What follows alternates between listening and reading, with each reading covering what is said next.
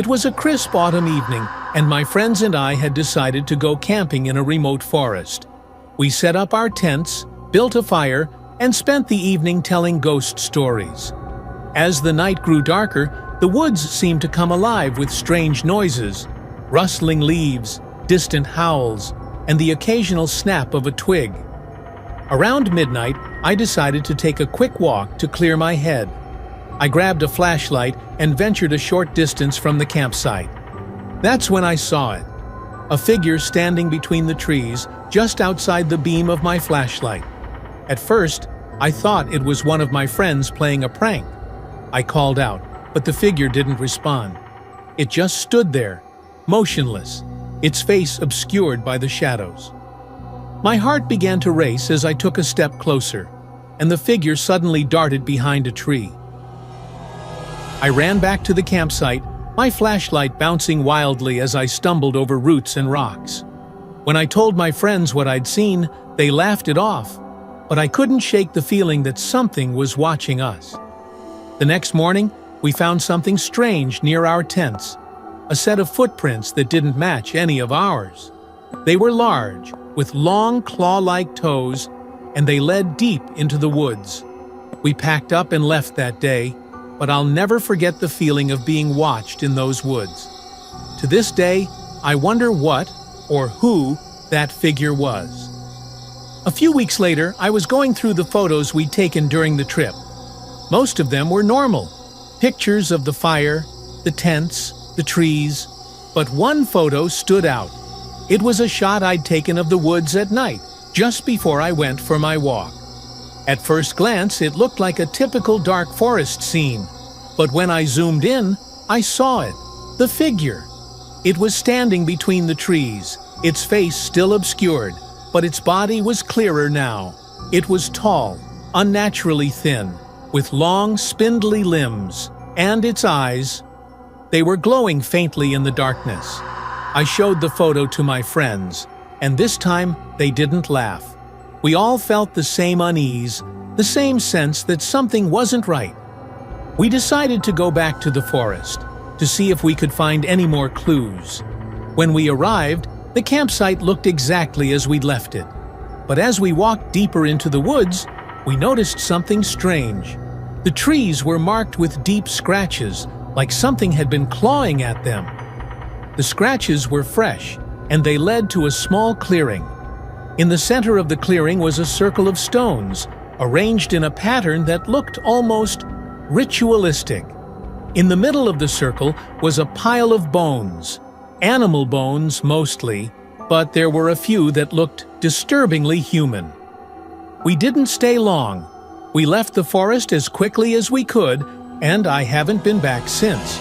But sometimes, when I'm alone in the dark, I think about that figure. I think about the footprints, the scratches on the trees, the bones in the clearing, and I can't help but wonder, was it watching us the whole time? Or were we the ones who stumbled into its territory? I don't know what it was, but I do know this. Some forests are better left unexplored, because you never know what's waiting for you in the shadows.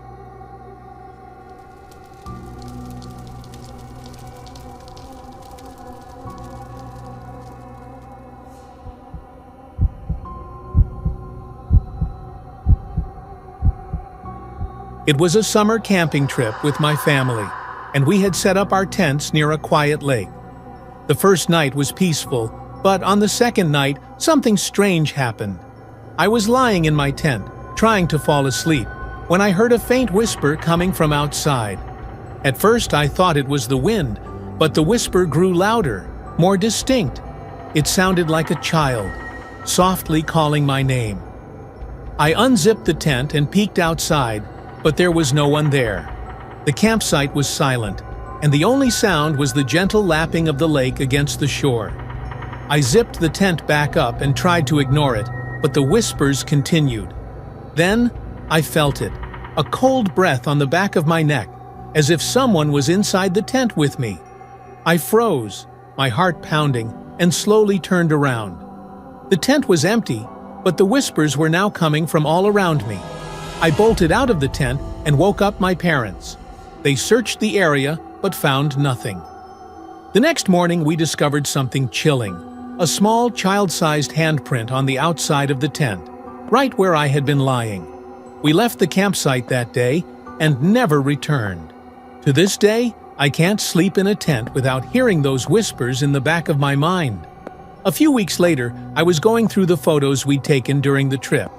Most of them were normal, but one stood out, a shot of the lake at night. When I zoomed in, I saw it, a small figure standing near the water's edge. It was too far away to see clearly, but its silhouette was unmistakable. It was the shape of a child.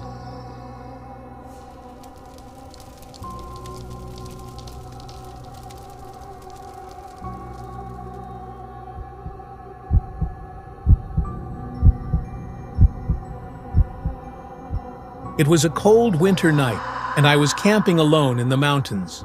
I had chosen a secluded spot, far from any trails or other campers. I built a fire to keep warm and settled in for the night. Around midnight, I noticed something strange, a second fire, glowing in the distance. It was far enough away that I couldn't see who had built it, but I could see the flickering flames. I thought it was odd, but I didn't think much of it. As the night went on, I began to feel uneasy. The second fire seemed to be getting closer, even though I hadn't moved. I kept telling myself it was just my imagination, but the feeling of dread grew stronger. Then I heard it, a low, guttural growl coming from the direction of the fire. I grabbed my flashlight and shone it into the darkness, but the beam didn't reach far enough. The growl grew louder, and I could feel the ground vibrating beneath me. I packed up my gear as quickly as I could and started hiking back to my car. As I walked, I glanced back and saw the fire again. This time, it was much closer, and I could see a shadowy figure standing beside it. I ran the rest of the way to my car and drove home, my hands shaking on the wheel. The next day, I returned to the campsite with a friend, but there was no sign of the fire or the figure. To this day, I don't know what I saw that night, but I'll never go camping alone again. So guys, these stories remind us that sometimes the scariest things happen in the places we least expect.